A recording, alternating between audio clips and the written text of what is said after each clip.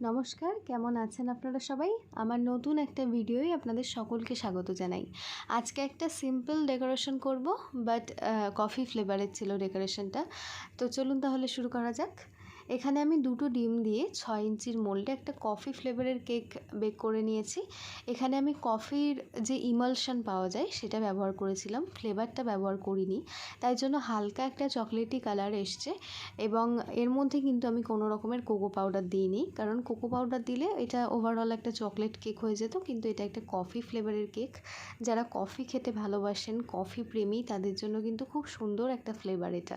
তো এখন কেকটাকে বরাবরের মতন 3 ভাগে ভাগ করে আমি এখানে ক্রিমটা দিয়ে দিচ্ছি।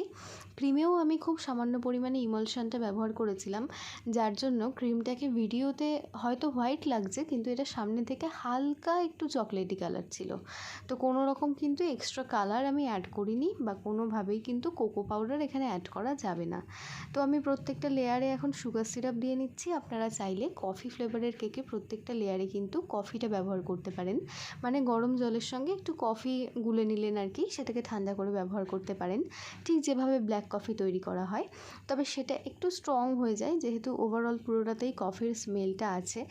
অতিরিক্ত কফি অ্যাড করলে একটু স্ট্রং হয়ে যাবে ব্যাপারটা, এটা ভেবে আমি অ্যাড করিনি, তবে আমার মনে হয় অ্যাড করলে খুব একটা খারাপ লাগবে না। এখন কেকটাকে আমি খুব ভালোভাবে ক্রাম কোট করে নিচ্ছি।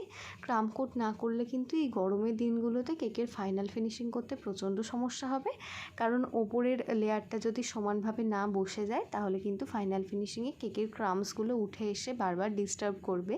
তাই জন্য একটা স্ক্র্যাপারের সাহায্যে আর প্যালেট নাইফের সাহায্যে কেকটাকে খুব ভালোভাবে আমি স্মুথ করে নিচ্ছি। আর এখন এটাকে আধ ঘন্টার জন্য অন্তত আমি ফ্রিজে রাখবো। আধ ঘন্টা পর কেকটাকে ফ্রিজ থেকে বার করে নিয়ে সেই সেম ক্রিমটা দিয়েই আমি পুরোটাকে ফ্রস্টিং করে নিচ্ছি।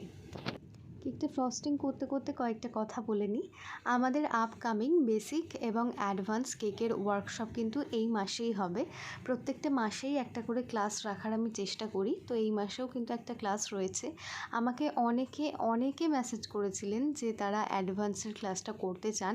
আমি খুব তাড়াতাড়ি ডিটেলসটা শেয়ার করব, তার জন্য কিন্তু অবশ্যই আমাদের হোয়াটসঅ্যাপের অথবা ফেসবুক পেজে যোগাযোগ রাখতে হবে ডিটেলসগুলো দেখতে পাওয়ার জন্য, অথবা আমি পরবর্তীতে অবশ্যই আমার ইউটিউবেও সেটা শেয়ার করব।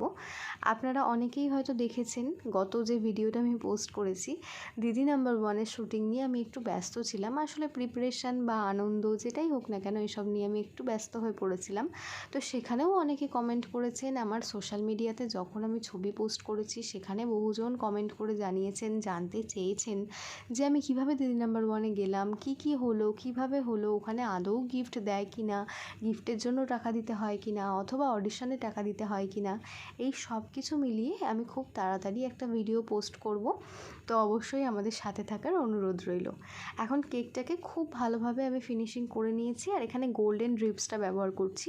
গোল্ডেন ড্রিপস কিন্তু যে কোনো কেকের মেটেরিয়ালের শপে কিনতে পাওয়া যায়।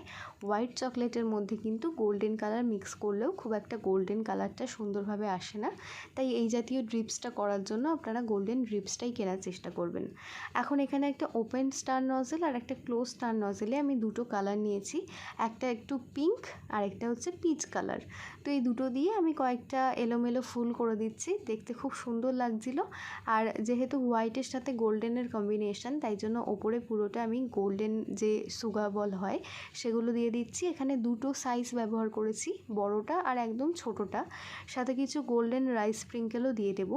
এগুলো কিন্তু এডিবল, অর্থাৎ এগুলো সবটাই খাওয়া যায়। তো এই ছিল আজকের কেক ডেকোরেশন। আপনাদের কেমন লাগলো অবশ্যই কমেন্ট করে জানাবেন। যদি ভালো লাগে চ্যানেলটা সাবস্ক্রাইব করে পাশে থাকার অনুরোধ রইল, আর একটা লাইক করে দেবেন। আপনাদের একটা লাইক আমাকে অনেক বেশি মোটিভেট করে নতুন নতুন ডিজাইন তৈরি করার জন্য। চাইলে আপনাদের কোনো বেকারস বন্ধুদের সঙ্গেও শেয়ার করতে পারেন। সকলে সুস্থ থাকবেন, ভালো থাকবেন, দেখা হবে নতুন দিন।